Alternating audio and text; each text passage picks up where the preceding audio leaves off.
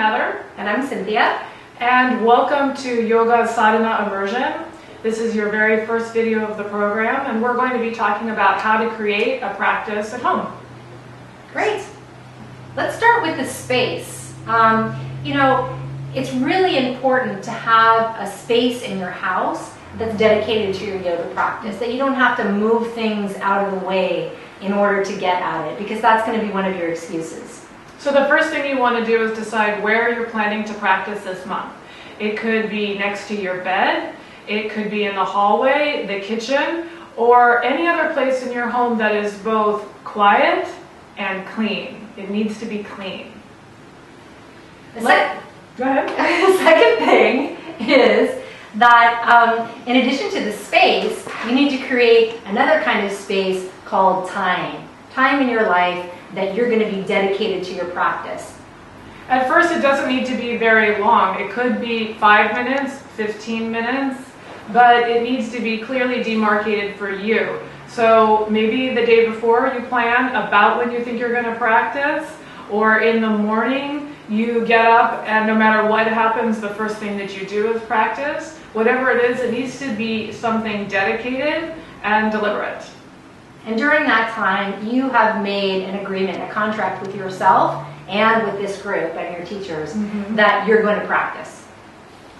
I think that your space should be sacred in some particular way. So for example, if you are practicing next to your bed, you might want to set up an altar or have a picture of what inspires you, something that you want to think about.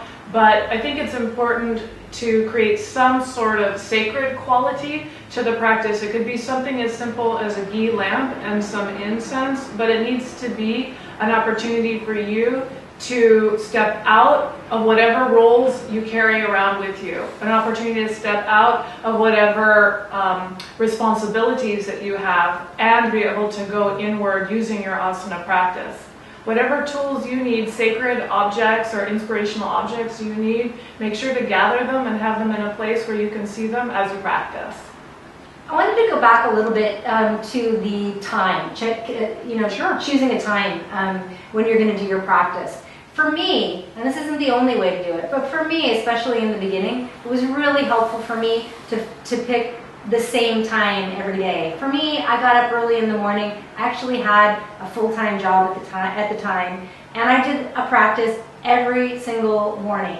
And that was helpful for me because it made that habit and ingrained that habit in me. But maybe Heather can talk. Heather's had a different experience, so maybe she can talk about her experience. Yeah, my yoga practice started off with 15 minutes when I got up. And as I started to have more experience with the yoga practice, I realized that 15 minutes needed to be for my pranayama practice, but I got the most out of my asana practice when I practiced later in the afternoon. So for me, always, it's not necessarily it's the same time every day, but it's carving out the time and being willing that it doesn't have to be a long practice or nothing, but that it can be short, sweet, and impactful. Should we move on? Yeah, let's talk about the actual, so we've set the stage here. Here's all the best practices for creating a long-term commitment and habit of personal practice. Now let's talk about the actual practice itself. Well, first of all, you need to have a sequence of what you're planning to practice, and it might depend on what you're feeling that day or something that you've learned from class that inspires you. My recommendation is, especially if you're a beginner, that you should structure your practice based on the materials that we've given you, your videos, your audios, the written materials, or what you've learned in class, and just simply practice what you've already learned and see how it feels in your body. Yeah, I would say, one of the things that I hear the most from my students when they're talking about wanting to start a personal practice, particularly in the Iyengar tradition, is they're like, I don't know what to practice. Well, just practice, and you'll be amazed once you get into a pose, say Utthita Trikonasana, you might be very surprised that there's actually quite a bit of information that your body has taken in from your classes and from your teacher. So just having sequences is great, and we've provided you with things, but some days you might want to just try a pose. What's a pose that you remember from your last class? Try it, and then what comes from that pose? Because ultimately, that's where the creativity and the fun and the joy really comes out of the practice, yeah? Yeah, some days I get on the mat knowing exactly what the poses are that I want to explore, or my knee is bothering me, or my neck is bothering me, and so I want to do poses that address that. But other days, I literally get on my mat and I sit. Maybe I do the invocation or a chant, and in those moments of reflection, the poses that I want to work on come to me in that moment. To get you started, though, you should think about the structure of a practice. There's always a beginning, a middle, and an end, right? So at the beginning, you might want to start off with standing poses or other poses that spread your consciousness, that energize your body. Make time for inversions if you practice them in class. And towards the end of the practice, do some sitting poses, which might be work poses to open up your hips and your legs, to open up your back, and do some twistings. And of course, leave time for Shavasana, at least a minute long. So, second thing would be props, right? In the Iyengar practice, we do use a lot of props. They're not necessary, but they are helpful. So there are some basic props that you may want to have around. A yoga mat, that seems obvious. It's not actually necessary though. There are times like when I travel that I don't use a mat. So it doesn't have to be an excuse, I don't have my mat. Secondly, a block. And other things around the house could be used instead of a block as well, but it's a good investment. And I'd say third would be a belt. Yeah? Mm-hmm. Yeah. Those would be some basic props that you might want to use in your practice.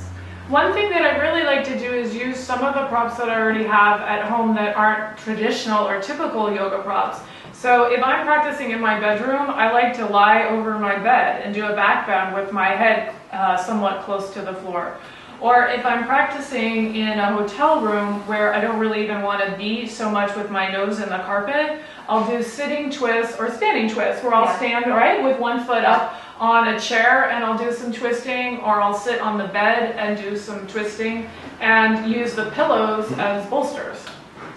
As you progress in your yoga practice, and particularly when you start getting more into the inversions and shoulder stand and doing some of the restorative practices at least once a week, a couple times a month, you want to make the investment in some blankets, in a bolster, in a chair. So some of these other props become your friend. And I promise you that it'll be an investment that pays off. It won't be something that you regret. I hope that with the information that we've given you today, you feel empowered and ready to get started with your practice. Remember, all you need to do to practice is sit. Maybe you have a yoga mat, you sit on your yoga mat, you're practicing. You don't have to do anything else. If after that you get up, that counts as your practice for the day. The important thing is that you get on your mat again tomorrow, whether it be at the studio or at your house. Sadhana is consistent practice. This is a spiritual practice, and so sometimes the spiritual evolution comes in our minds, not only in our bodies. So make sure that you get on the mat every day. We want to encourage you to share your stories. What's coming up? What does your space look like? What are you doing in a creative way? What issues are coming up for you? We want to encourage you to share with other people in the group on Facebook, on Instagram, and in class. Please do keep in touch with us. Thanks for watching. And good luck.